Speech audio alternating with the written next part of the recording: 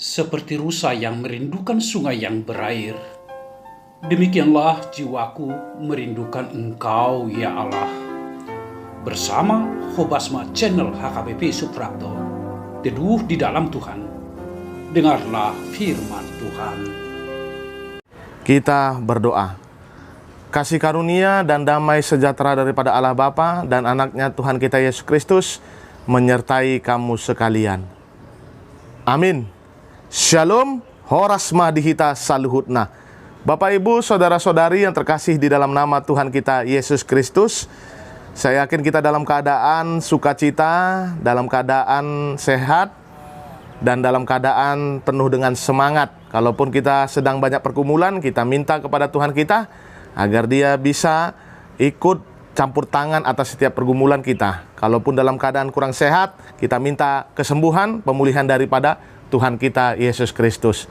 Bapak Ibu saudara-saudari, kita sambut firman Tuhan untuk kita pada hari ini yang terambil dari 1 Timotius pasal 1 ayatnya yang kelima. Saya akan membacakannya untuk kita sekalian.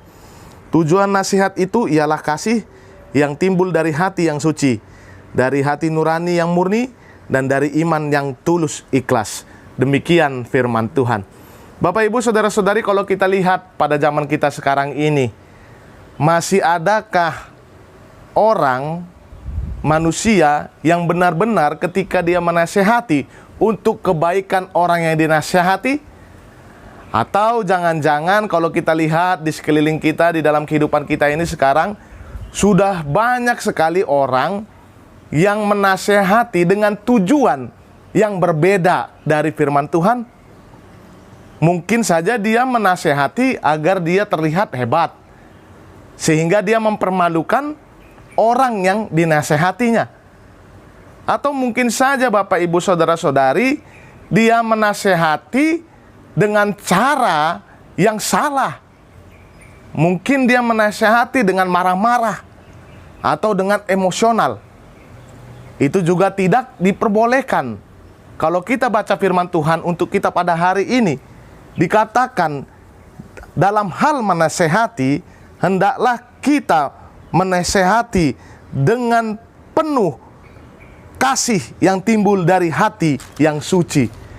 Jadi ketika kita ingin menasehati Bapak Ibu saudara-saudari, harus dari kasih. Tujuan itu kasih. Kalau dikatakan tujuan kasih, saya menasehati dia karena saya mengasihi dia. Karena saya mengasihi dia agar dia tidak jatuh ke dalam kesalahan-kesalahan yang berikutnya. Aku sayang sama dia, aku cinta kepada dia. Layaknya seorang ayah yang menasehati anaknya. Dia tidak ingin melihat anaknya untuk jatuh ke dalam kesalahan yang sama atau dosa yang sama. Sehingga dikatakan kemudian dari hati nurani yang murni dan dari iman yang tulus ikhlas. Dikatakan demikian Bapak Ibu saudara-saudari, kalau kita menasehati seseorang haruslah dengan tulus dan ikhlas. Kasih tanpa emosi, tanpa marah-marah, dan kita imani kata-kata nasihat kita bisa merubah dia. Inilah yang diinginkan oleh Allah kita, Tuhan kita Yesus Kristus. Sehingga tidak ada lagi satupun di dunia ini yang sakit hatinya ketika dia dinasihati. Karena kita sudah melakukan yang seperti yang dikatakan firman Tuhan ini. Menasihati dengan kasih, menasihati dengan iman yang tulus ikhlas, serta hati nurani yang murni. Jadi tidak ada di sini tujuan apa-apa Bapak Ibu saudara-saudari. Tidak ada ketika dia menasihati tujuannya yang lain-lain, tidak ada. Tetapi hanya satu, tujuannya agar kasih ada berada di dalam kehidupan orang yang kita nasihati. Bapak Ibu saudara-saudari, lakukanlah hal menasihati di dalam kehidupan kita. Antara ayah, bapak, ibu kepada anak. Ini harus juga dilakukan dalam hidup kita.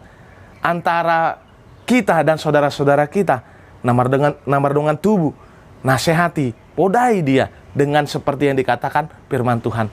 Maka tidak ada lagi orang yang sakit hati. Maka tidak akan lagi ada orang yang marah atau emosi di dalam kehidupannya. Tetapi dia mau untuk berubah menjadi perubahan yang seperti yang dikatakan Tuhan, menjadi orang-orang kesukaan dari Tuhan kita. Maka dari itu kita sampaikan hidup kita. Ingat, tugas kita adalah menasihati dalam kasih, menasihati dengan iman yang tulus dan ikhlas, dan menasihati dengan hati yang murni dan tulus di dalam hidup kita ini. Amin, kita berdoa. Allah Bapa kami yang bertata di kerajaan surga, yang kami kenali dalam diri Tuhan kami Yesus Kristus, terima kasih buat berkat-Mu Tuhan. Terlebih lagi buat firman-Mu untuk kami pada hari ini. Firman-Mu mengingatkan kembali kepada kami agar kami selalu hidup di dalam saling menasihati satu sama lain. Tetapi ada hal yang Engkau berikan kepada kami melalui firman ini. Hal tentang menasihati haruslah dari kasih, haruslah dari iman yang tulus dan ikhlas, dan haruslah dari hati nurani yang murni.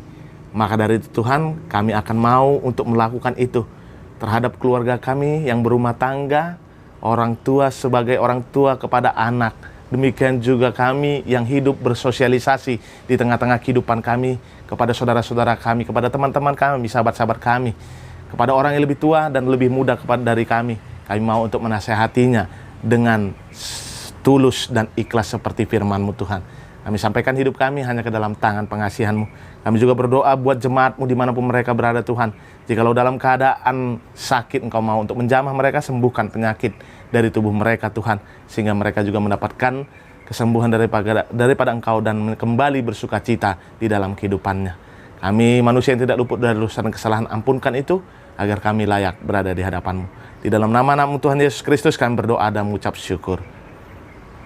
Amin. Anugerah Tuhan kita Yesus Kristus dan kasih setia Allah Bapa dan persekutuan Roh Kudus yang memberkati kamu sekalian dari sekarang sampai selama-lamanya. Amin.